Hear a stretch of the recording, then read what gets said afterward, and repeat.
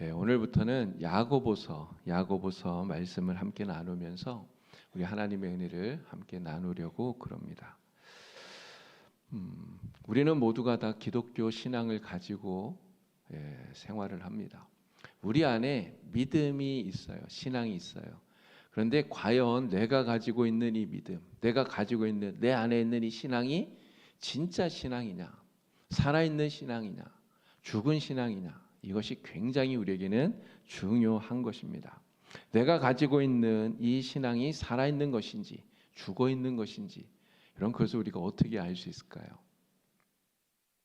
살아있는 신앙이라면 그 신앙이 내 속에서 나의 생각과 나의 행동과 나의 살아가는 삶에 영향을 미친다는 거예요. 그런데 내 속에 신앙이 있다고, 나는 믿음이 있다고 이야기를 하는데 그 믿음이 나의 삶에 아무런 영향을 미치지 못한다면, 내가 그 신앙대로 믿음대로 전혀 살아가지를 못한다면, 이런 그 믿음은 결코 살아있는 믿음이라고 말하기 어렵겠죠. 예를 들어서 이런 경우가 생길 수 있을 겁니다. 우리가 이렇게 살다 보면 누군가가 나에게 해코지할 때가 있어요. 내가 아무런 잘못도 안 했는데 나를 미워하기도 하고 나에게 욕을 하거나 이런 일들이 생길 수 있지 않습니까? 만약에 여러분들이 그런 일을 당하면 무슨 마음이 들겠습니까? 사람이라면 누구나 그런 일을 당하면 기분이 나빠요. 화가 나죠. 그러면 나도 똑같이 욕을 해주고 싶고 같이 싸우고 싶고, 이게 우리 사람들의 본래 마음이에요. 누구나 다 그런 마음이 듭니다. 그런데 누군가가 나에게 그렇게 했을 때 내 마음속에 막 화가 끓어오르는데 머릿속에서 이런 생각이 나는 거예요. 내 원수를 사랑하라. 내 원수를 미워하지 말고 저주하지 말고 오히려 축복하라. 주님 말씀이 딱 떠올라요. 그때 주님 말씀이 딱 떠올랐을 때, 그래, 맞아. 나는 예수 믿는 사람인데 내가 용서해 줘야지. 내가 미워하지 말고 내가 오히려 사랑해 줘야지. 만약에 그런 마음이 들어서 그 사람을 용서해 주고 또 맞서 싸우지 않고 만약에 그렇게 한다면, 여러분, 그 사람의 믿음은 살아있는 믿음이다, 이렇게 말할 수 있다는 거예요.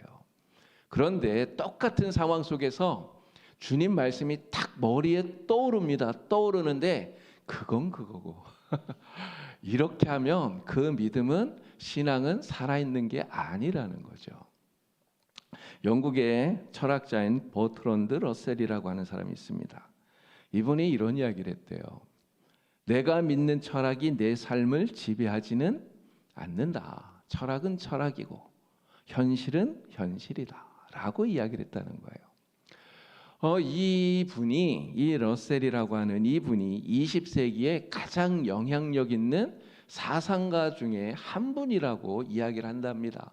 근데 이분이 아무리 위대한 철학자이고 아무리 위대한 사상가라 할지라도 내가 가지고 있는 그 철학, 그 사상이 나의 삶에 아무런 영향력도 미치지 않는, 그냥 철학은 철학이고 사상은 사상이고 내가 살아가는 현실은 그냥 현실일 뿐이야, 달라, 이렇게 이야기를 한다면, 여러분, 이러한 철학, 이러한 사상이 무슨 의미가 있을까요? 이거는 그냥 죽은 철학, 죽은 사상이 아닐까, 이런 생각이 드는 거예요.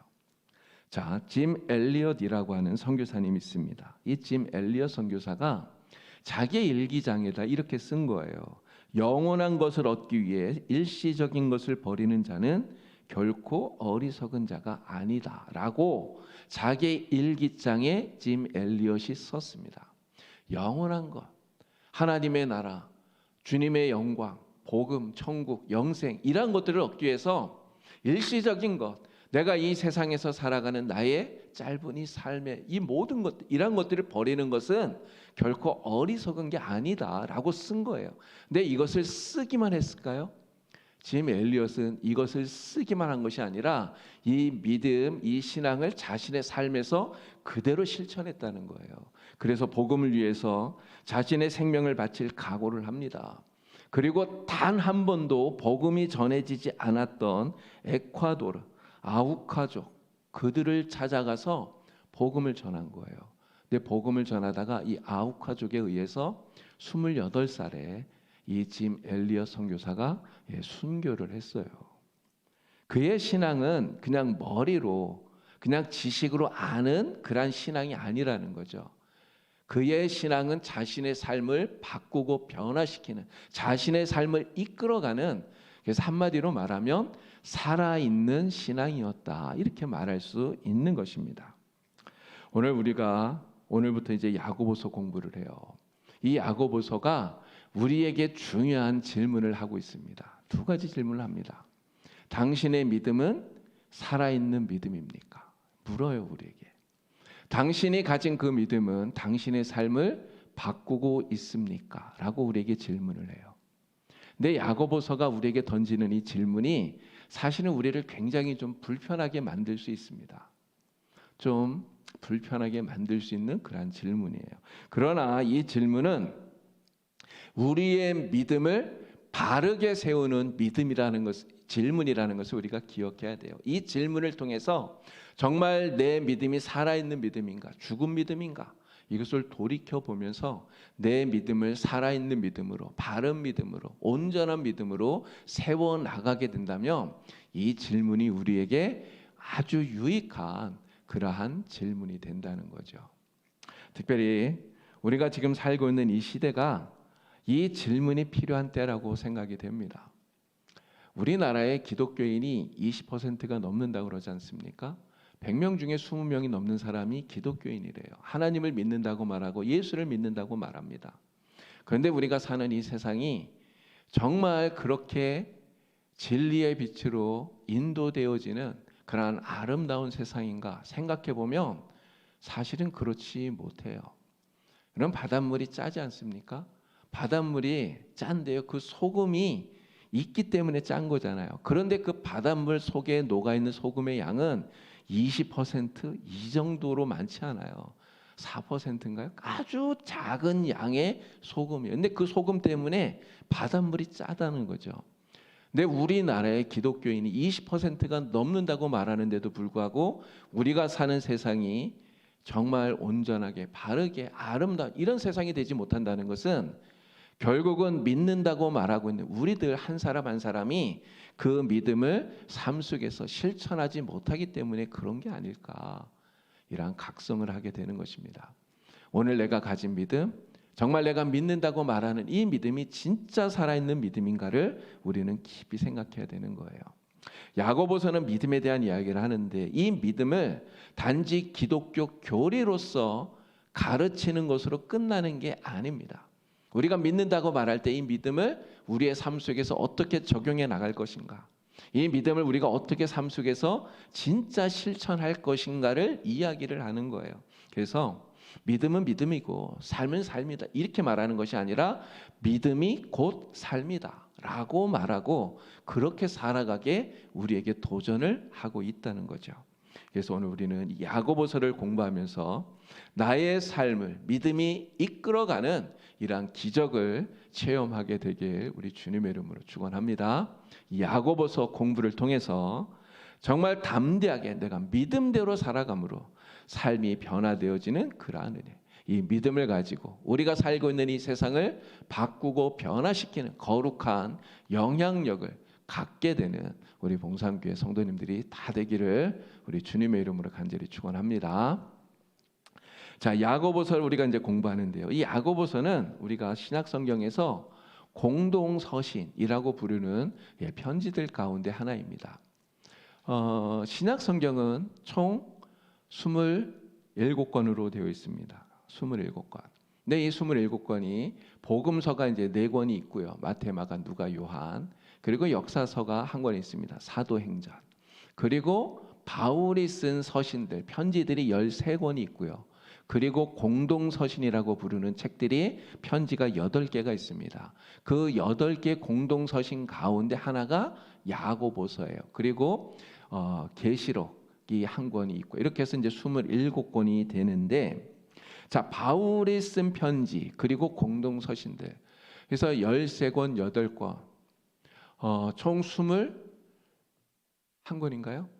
네, 21권. 이게 굉장히 많은 편지들이 신약 성경을 이루고 있는데 이 편지들은 좀 특징이 있습니다. 바울이 쓴 바울의 편지는 특정한 어떤 대상을 상대로 해서 편지를 쓴 거예요. 받는 사람이 특정되어져 있다는 거죠. 그래서 바울의 편지는 그 편지를 받는 수신자의 이름으로 책의 제목이 되어 있습니다. 로마서, 그러면 누가 받는 거예요? 누구에게 쓴 거예요? 로마 교회 성도들에게 쓴 편지예요. 고린도전서, 고린도후서, 그러면 고린도 교회 성도들에게 쓴 편지예요. 그래서 받는 사람의 이름으로 바울 서신 13권의 이름이 다 그렇게 붙어 있습니다.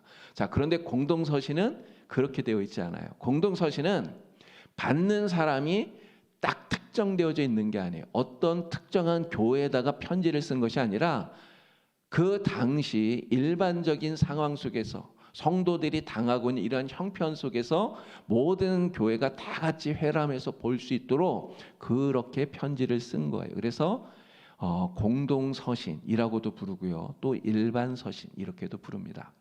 근데 이 공동서신, 일반서신은 책 이름이 그래서 받는 사람이 특정되어져 있지 않기 때문에 받는 사람의 이름으로 되어진 것이 아니라 편지를 보내는 사람, 발신하는 사람의 이름으로 공동서신은 이름이 붙었어요. 자, 야고보서는 그래서 누가 쓴 책입니까? 야고보, 편지를 보내는 야고보의 이름으로 야고보서 이렇게 이름이 붙게 된 것이죠. 자, 그런데 이제 특별히 이 야고보서와 로마서를 우리가 좀 비교해 볼 필요가 있습니다. 로마서하고 야고보서가 전혀 상반된 그런 이야기를 하는 것처럼 보여지기 때문에 그런 거예요. 로마서는 믿음을 강조합니다. 자, 말씀을 볼게요. 로마서 1장 17절을 다 같이 함께 읽어보겠습니다. 복음에는 하나님의 의가 나타나서 믿음으로 믿음에 이르게 하나니 기록된 바 오직 의는 믿음으로 말미암아 살리라 함과 같으니라. 아멘. 자, 3장 27절도 읽겠습니다. 그런즉 자랑할 때가 어디냐? 있을 수가 없느니라. 무슨 법으로냐? 행위로냐? 아니라 오직 믿음의 법으로니라. 아멘. 사도 바울이 로마서에서 주구장창 강조하는 게 뭡니까?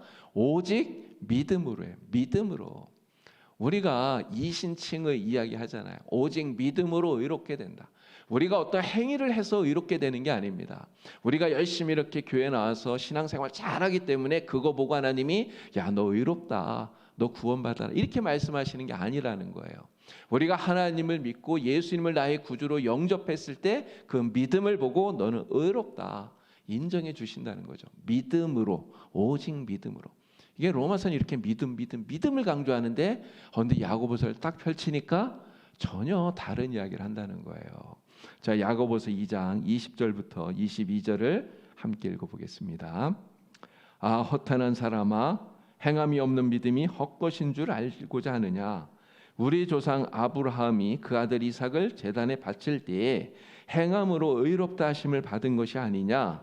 내가 보거니와 믿음이 그의 행함과 함께 일하고 행함으로 믿음이 온전하게 되었느니라. 아멘.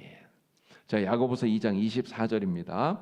이로 보건대 사람이 행함으로 의롭다 하심을 받고 믿음으로만은 아니니라. 자, 2장 26절. 영혼 없는 몸이 죽은 것 같이 행함이 없는 믿음은 죽은 것이니라. 아멘.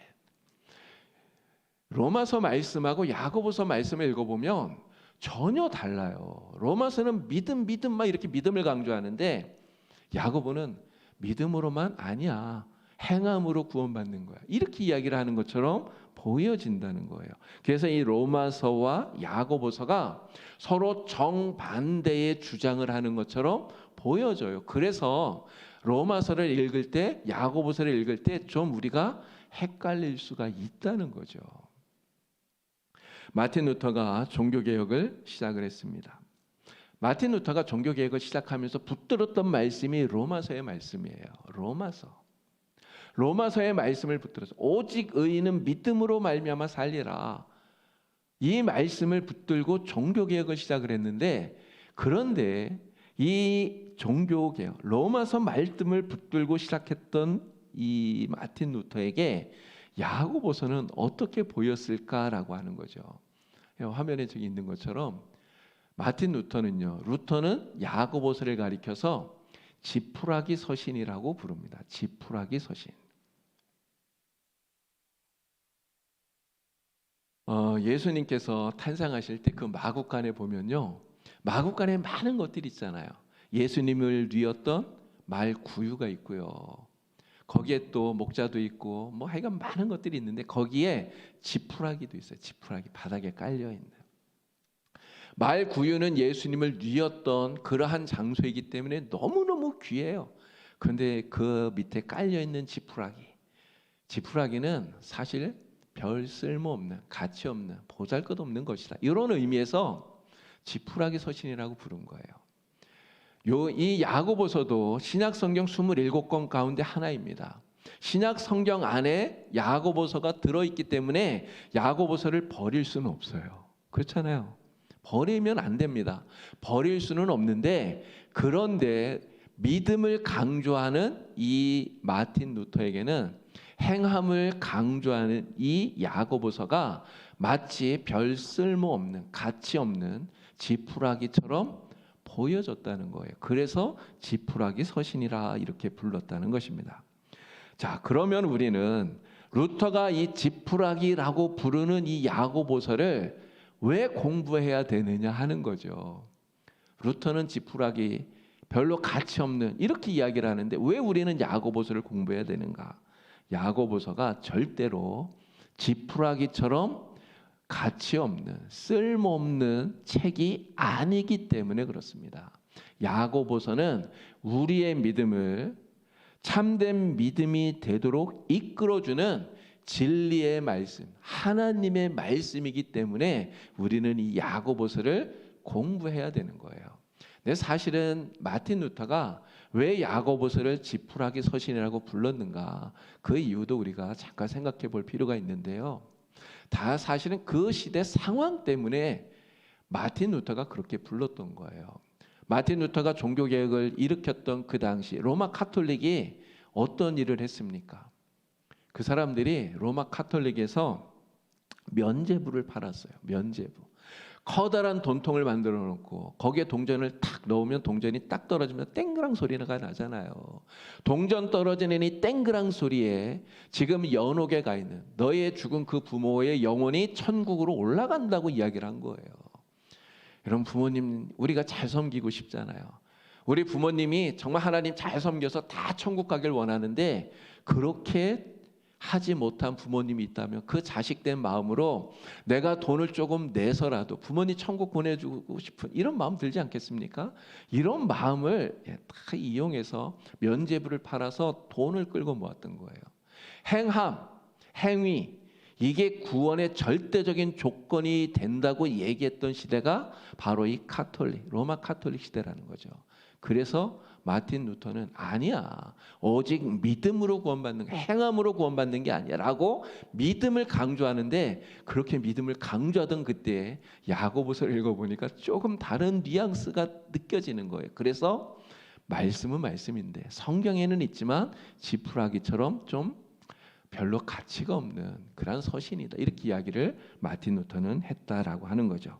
자, 그러나 우리가 분명히 알아야 되는 것이 있습니다. 로마서와 야고보서는 다른 말을 하는 게 아니라는 거예요. 물론 야고보서는 행함을 강조해요. 그러나 마틴 루터가 그토록 소중하게 여겼던, 바울이 그토록 강조했던 이 믿음을 부정하고 있는 게 아니라는 거예요. 믿음으로 구원받는다는 것을 부정하고 있는 게 아니에요. 이 로마서와 야고보서는 사실은 같은 이야기를 하는 겁니다. 같은 이야기를 하는데 강조점을 어디에 두고 있느냐, 요게 다른 거예요. 어디에다 강조를 두고 있느냐. 로마서와 야고보서는 모두 다 동일한 성령의 감동으로 쓰여진 똑같은 하나님의 말씀이에요. 오늘 우리를 교훈과 책망과 바르게 함과 의로 교육하기에 유익한 하나님의 말씀입니다. 이 두 말씀은 똑같이 우리의 믿음을 바르게 세워주는 거예요.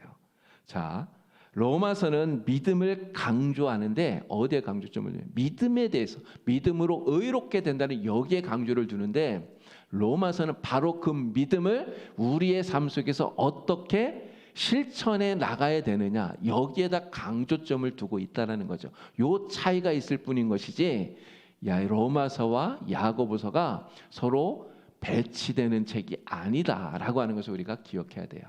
실제로 로마서는요 12장부터 보면 실천에 대한 이야기를 합니다. 1장부터 11장까지는 어떻게 보면은 이 이론적인 이야기를 해요. 이론에 대한 이야기. 근데 12장부터까지는 마지막까지는 실천, 믿음을 어떻게 실천할 것인가. 그래서 로마서 12장 우리의 삶의 예배 이런 거 이야기하잖아요. 그래서 12장부터의 요 이야기가 로마서의 그 이야기가 바로 야고보서에 강조하는 내용과 동일한 것이다라고 이해할 수 있어요. 그래서 야고보서는 로마서 12장부터의 확장판이다라고 말할 수 있다라는 거죠. 자, 믿음과 행함, 우리가 이것을 자전거에 비유할 수 있습니다. 자전거, 앞바퀴, 뒷바퀴 두 개 바퀴로 자전거가 굴러가잖아요.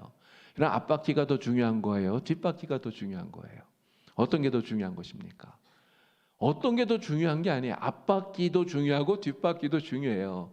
앞바퀴만 가지고 굴러갈 수 없어요. 뒷바퀴만 가지고도 굴러갈 수 없습니다. 자전거는 앞바퀴, 뒷바퀴 두 가지가 똑같이 중요한 거예요. 믿음과 행함이 그렇다는 것이죠. 믿음만 중요하다, 행함은 아무것도 아니에요. 이렇게 강조하면 안 됩니다. 행함이 중요해. 믿음은 이렇게 이야기해도 안 돼요. 믿음과 행함이 우리의 신앙에 있어서 온전해야 돼요. 두 가지가. 그래야 우리의 신앙생활이 하나님 앞에 온전한 신앙생활이 된다라고 하는 것을 가르쳐 주는 것이 바로 로마서와 야고보서라고 하는 거죠. 이 두 가지를 우리는 다 굳건하게 붙들어야 되는 것입니다. 자, 우리는 믿음이 중요하다는 이야기를 해요. 믿음 정말 중요합니다. 믿음이 너무너무 중요해요. 그런데 이 믿음, 나는 하나님을 믿는다고 말하는데 여러분 이 믿음을 우리가 꺼내서 보여줄 수가 없잖아요.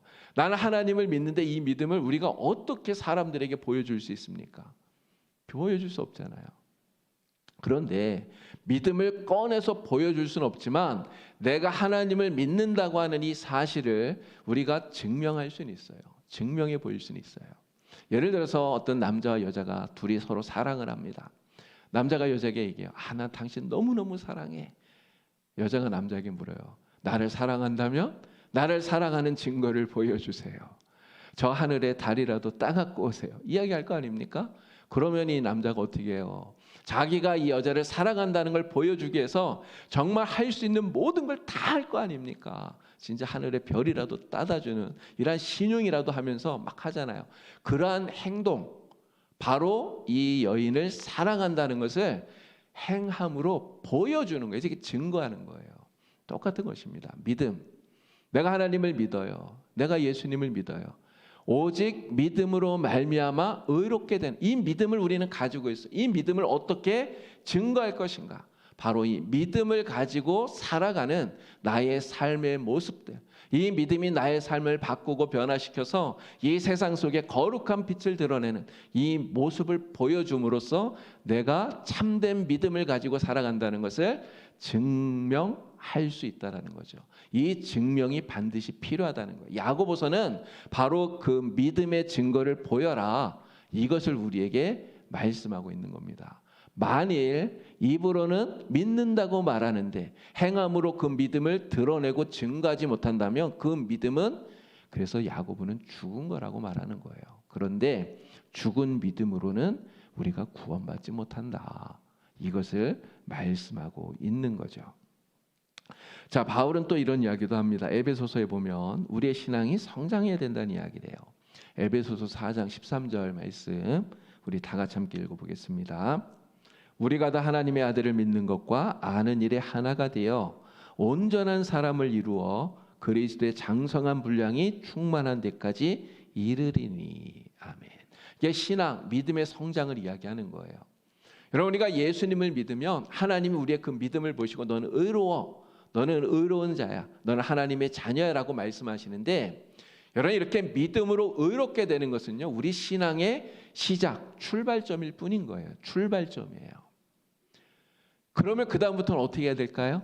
그 믿음을 가지고 이 믿음을 가지고 우리의 신앙이 자라나고 성장해야 됩니다. 어디까지 성장해야 되는가? 방금 우리가 읽은 이 에베소서 말씀을 보면 그리스도의 장성한 분량이 충만한 데까지 주님을 닮도록 우리가 성장해야 된다라고 하는 것을 말하고 있는 거예요. 우리가 예수를 믿음으로 의롭게 된 것, 하나님의 자녀로 새롭게 태어나는 것입니다. 이게 중생이에요. 중생. 태어나기만 하면 안 됩니다. 그 다음부터는 열심히 신앙이 자라고 성장해야 돼요. 야고보서는 바로 이걸 이야기하는 거죠.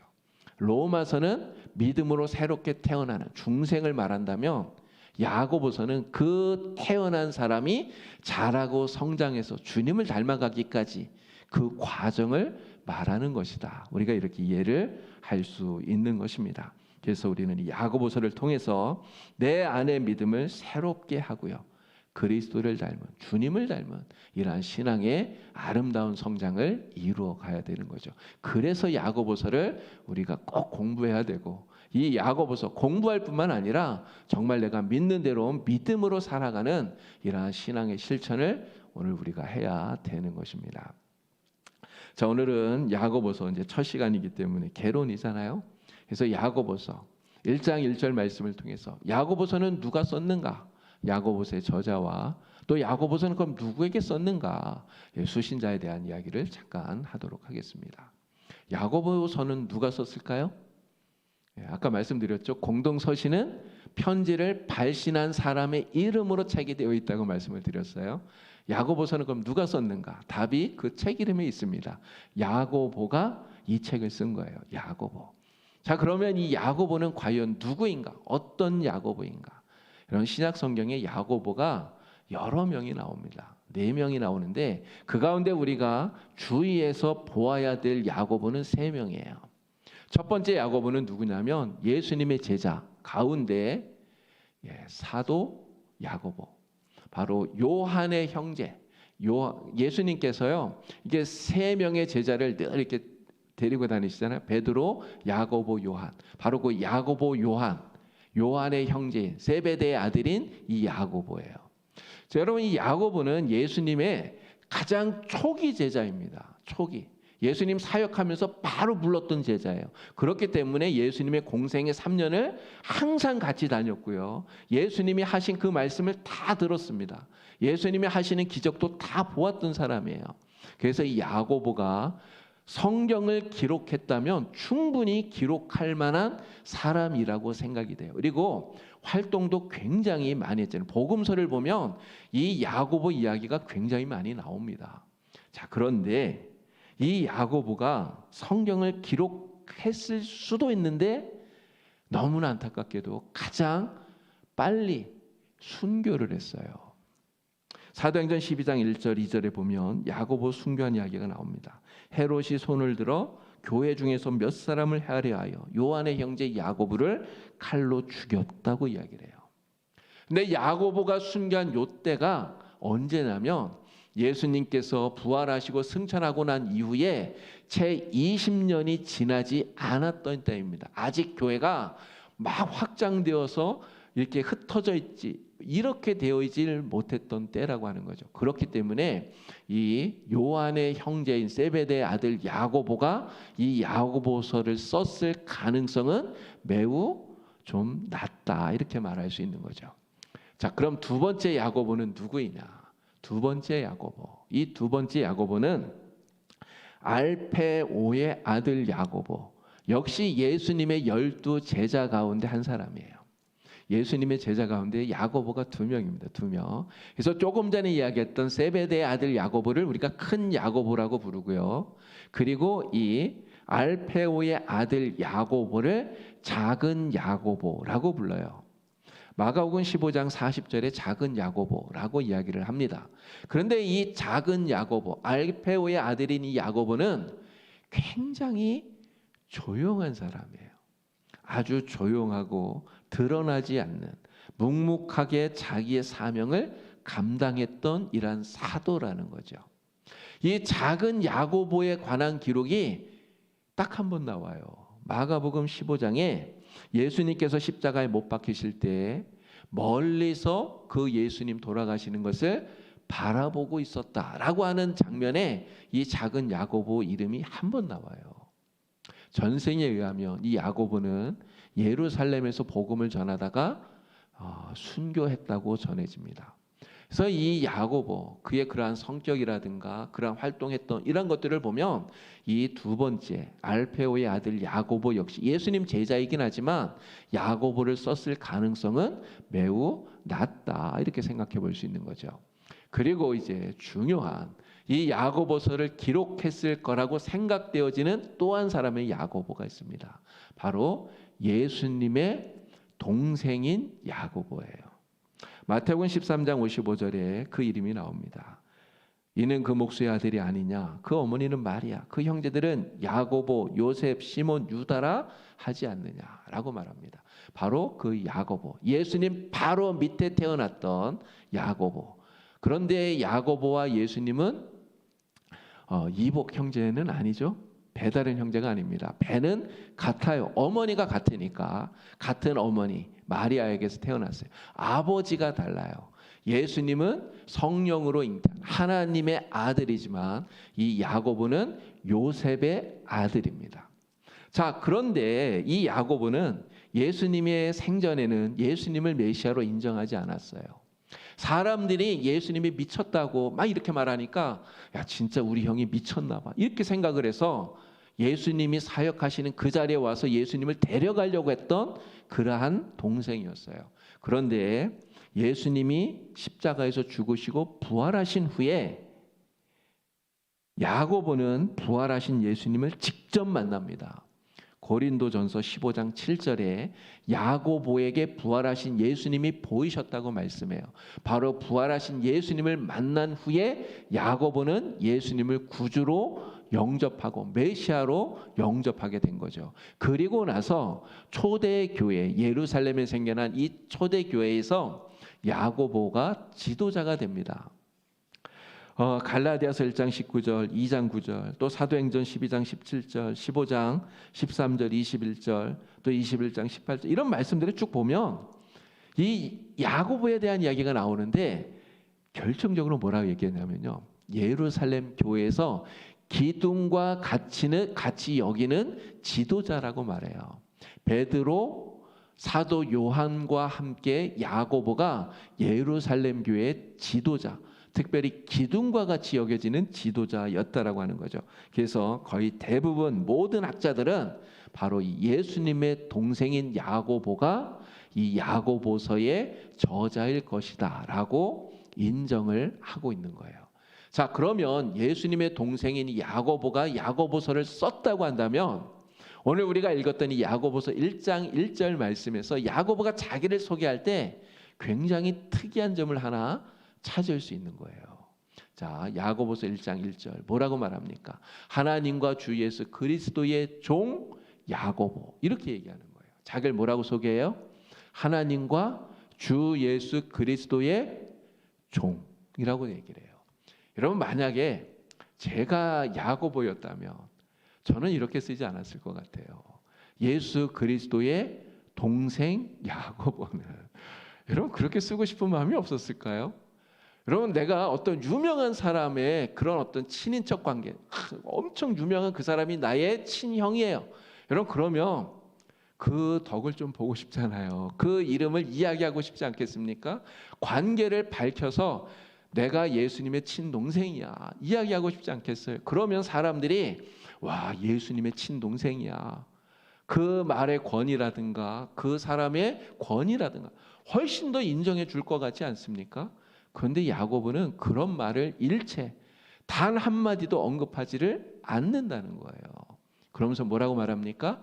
하나님과 주 예수 그리스도의 종, 하나님과 예수님을 동급으로 이야기하면서 예수 그리스도를 높이고 있어요. 그리고 자신은 바로 그의 종이라고 이야기하면서 하나님과 그리스도 예수 앞에 자신은 한없이 낮추는 이러한 모습을 보이고 있는 거죠. 바로 이 야고보 그의 겸손함을 오늘 우리가 볼 수 있는 것입니다. 오늘 우리는 이 야고보를 보면서 이 야고보의 이러한 겸손함을 정말 우리도 배워야 되겠다는 생각을 해요. 우리가 부활하신 예수 그리스도를 만나서 주님의 제자가 되어서 주님의 종으로 살아가고 있지 않습니까? 정말 우리의 삶 속에서는 예수 그리스도 그분을 한없이 우리가 높여드리고 우리는 그 앞에서 한없이 낮은 정말 이러한 겸손한 모습으로 우리 주님을 섬긴다면 우리 주님이 정말 우리를 기뻐하시고 또 우리를 통해서 큰 은혜를 베풀어 주시리라 믿습니다. 야고보처럼 정말 주님만 높이고 주님 앞에서 늘 겸손한 모습으로 살아가는 저와 여러분이 되기를 주님의 이름으로 축원합니다. 자, 야고보서의 저자는 예수님의 동생인 야고보라고 말씀을 드렸고요. 그럼 수신자는 누구인가? 야고보가 누구에게 이 편지를 썼는가 하는 거죠. 자, 1장 1절 말씀에 누가 이 편지를 받는 것인지도 나와 있습니다. 1장 1절 보니까 흩어져 있는 12지파라고 이야기를 하고 있습니다. 흩어져 있는 12지파. 12지파는 이스라엘 사람들을 이야기하는 거예요. 이스라엘 사람들로서 예루살렘을 떠나서 로마 제국 내 각 지역에 흩어져 살고 있는, 로마 제국에 흩어져서 예수를 그리스도로 고백하고 믿음으로 살아가고 있는 믿음의 사람들에게 야고보는 지금 이 편지를 쓰고 있다라고 하는 거예요. 자, 그러면 왜 교회가 이렇게 흩어지게 되었는가를 우리가 생각해 봐야 되겠죠. 왜 교회가 흩어지게 되었는가? 여러분, 교회의 시작은 예루살렘입니다. 마가의 다락방에 성령이 임하셨고요. 성령이 충만하게 임하니까 베드로를 비롯한 그 120명의 성도들이 다 같이 밖에 나가서 열심히 복음을 전하잖아요. 그러면서 그곳에 예루살렘의 교회가 생겨났습니다. 교회가 얼마나 급격하게 성장을 했는지도 우리가 말씀을 통해서 잘 알 수가 있어요. 정말 엄청난 성장을 이루어가요. 그리고 그 교회가 얼마나 아름다운 교회였습니까? 우리가 성경에 나오는 모든 교회들 가운데 본으로 생각하는 교회의 가장 아름다운 모습 이야기하면 초대교회 아닙니까? 서로 사랑을 나누고 교제하고 정말 천국과 같은 아름다운 모습을 가졌던 교회, 이게 초대교회 예루살렘 교회예요.